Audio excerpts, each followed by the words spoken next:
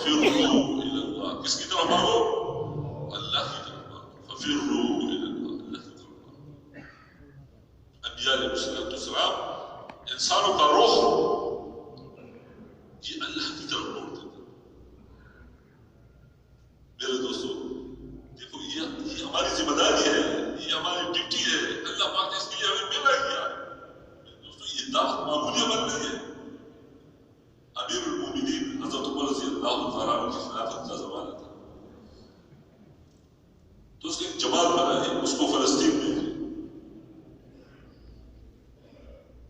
تو جب یہ فلسطین پہنچے تو وہاں جتنے پادری تھے، راہب تھے، تو اس نے آپس میں مشورہ کیا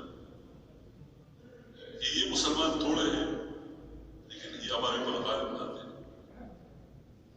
ان کے پاس اسلحہ بھی نہیں ہے، ان کے پاس اتنے گھوڑے بھی نہیں ہے، ایسی اونٹ بھی نہیں ہے، ہماری تعداد بھی زیادہ ہے، لیکن یہ ہمارے پر غالب آتے ہیں.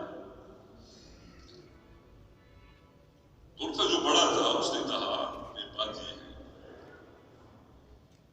کہ یہ جو مسلمان ہے دعوت کے بغیر اس کا کوئی اور غم نہیں. یہ ان کے الفاظ تھے کہ دعوت کے بغیر ان کا کوئی اور غم نہیں. یہ غم اور فکر اس کے اوپر غالب ہے.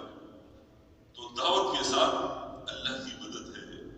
اب اللہ کا مقابلہ کون کر سکے؟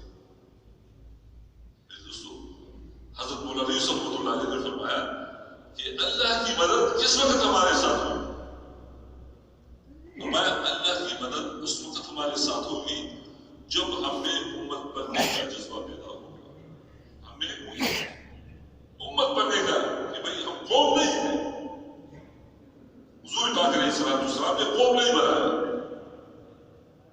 حضور صلی اللہ علیہ وسلم نے امت بنایا. اس لیے میرے دوستو آج وہ غم، وہ درد جو حضور صلی اللہ علیہ وسلم کے سینے اطہر میں تھا، وہ روتے تھے.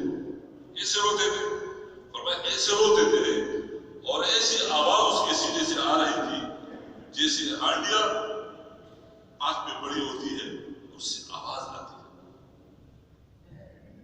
ایک صحابی کہتے ہیں کہ ہم سفر میں جا رہے تو وہ سفر لمبا تھا، تو ایک جگہ پہ ہم نے پڑاؤ ڈال دیا.